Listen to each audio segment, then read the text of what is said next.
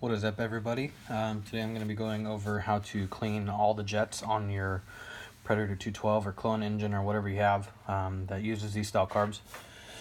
Okay, let's get into it. Basically, we'll start off by using a 10mm wrench to loosen this guy up right here. Don't lose this piece. There's a little washer or two on the back side of this that you do not want to lose.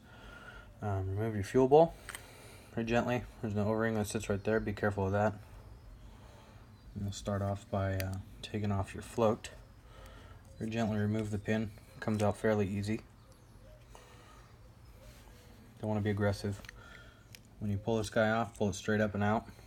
There's a little tiny spring assembly right there that controls your incoming fuel from your tank.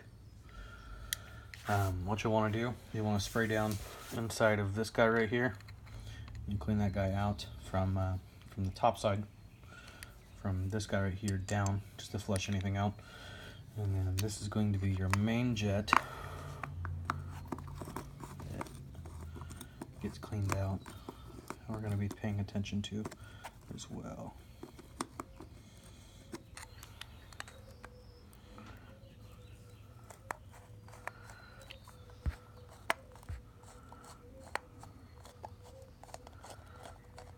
Takes a little while to get there, but you'll feel it when it gets there. Start to get all wobbly.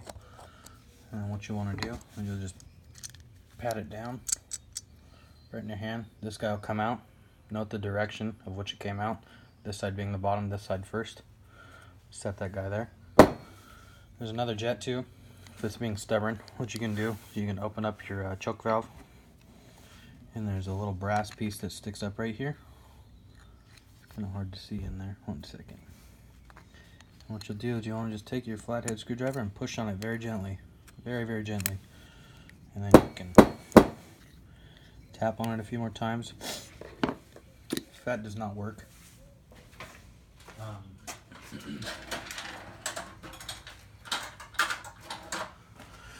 my trusty little set of hooks here. You're going to stick your hook down in there, push that guy through, and pop right out. So these are your two jets right here that are your high flow jets. What you want to do is you want to spray them out real good. Carb cleaner.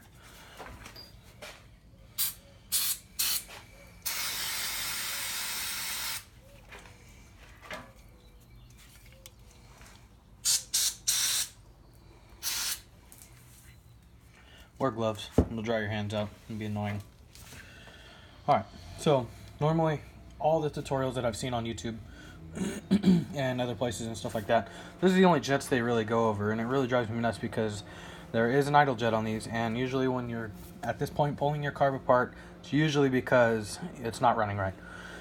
And so after a little bit of research, I found out that this is where your idle jet is. I don't know how many people actually know this or want to share this information or whatever, whatnot. I just haven't seen that many tutorials. Start by removing your idle set screw. Note the orientation of it. I've already backed this one off before just to play around with it as I've switched to a Mikuni. Basically, you're going to want to undo this guy right here. Twist it all the way out. Definitely make sure, though, that you pay attention to the number of rotations that you turn it out once you're taking it apart, as you want to put it right back where it went. And you'll take a screwdriver, preferably flathead or whatever you have. You want to pry up on this guy. This guy is your idle jet. This is the main jet everybody looks over. And if you look down inside of there, my camera will focus.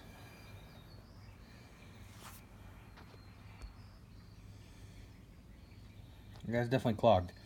So, this carb was experiencing some really hesitation issues all throughout power and on idle. It'd like to run on choke, but it wouldn't like to run on anything else. So we definitely want to clean that guy out really well. Use carb cleaner at first, and then use a shot at air compressor or something like that. If you have something really high powered, you can blow it out with. Definitely do that.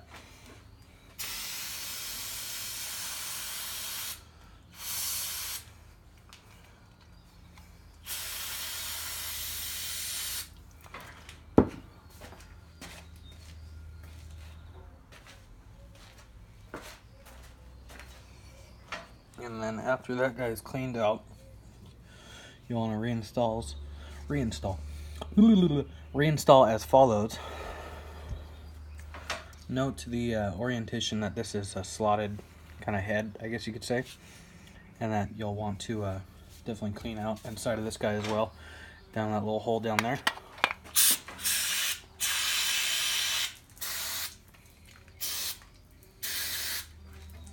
That's a big ass bee. Oof. Summer's coming, everybody. Get your carbs clean while you can.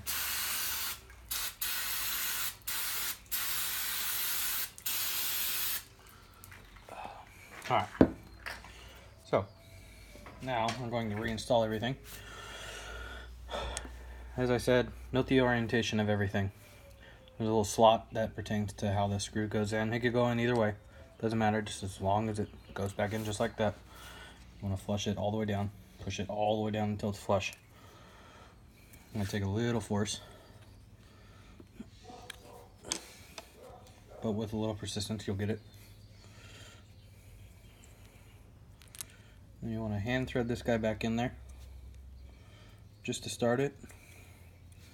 And then you'll want to thread this in back the number of times you backed out. So if you went out 10 turns, I'm just giving out a number, you want to turn it back in 10 times until your idle will stop, rest where it was. And then from here, we'll flip this guy back over now that that idle jet is done. And we will switch back over to your main jet. And you'll drop that guy in there. On this, note there's two orientations here. There's a top side and a bottom side. This is the bottom, this is the top. You'll want to insert the top into this first. And also, putting these back in, you'll definitely want to notice that sometimes they do not fall all the way back into the hole that they were in. So you will need to give it a gentle push. Don't apply a whole bunch of pressure, but you will want to apply a little bit of pressure to try and get that guy back in there to fall back in there. It can kind of be a pain, but you'll get it. Just do not hammer it down. Be gentle with it. And it'll slide, pop right back in. Kind of jiggle it around and just give it a nice little tap. Nothing hard. Nothing hard at all. And we've cleaned this guy already, so this guy's ready to go back in. You want to drop this guy down into the hole. It's a little cockeyed, it's alright. We'll just straighten it out here with a screwdriver. And then for this guy, you do not want to tighten this guy very hard at all. You literally only want to turn it until it feels just snug, and then just like a little tiny bit more.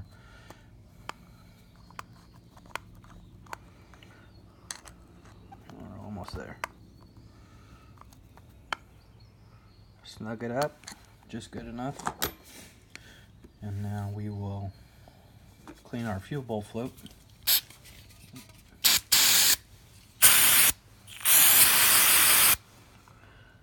Definitely some dirty California gas here, folks. And you'll want to reinstall as follows. Note the spring orientation, it's pretty self-explanatory. Drop it in, be very gentle, just like with everything else on this carb. Take the pin, very gently slide this guy back in. Might take a little force, but it shouldn't take a whole lot.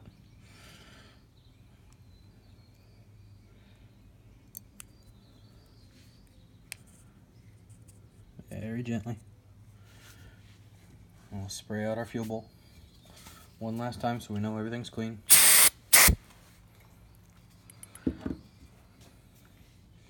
Here's the thing with these O-rings too. After being in your carb for a really long time, they like to stretch and sit and relax and everything like that. If you're having trouble getting back in, stick it in the freezer for a couple minutes. It'll shrink back up enough for you to reinstall this onto your bottom of your carb. Shouldn't be that difficult though. Make sure though that when you take this guy apart, there is a little washer that sits right here. Reinstall as follows.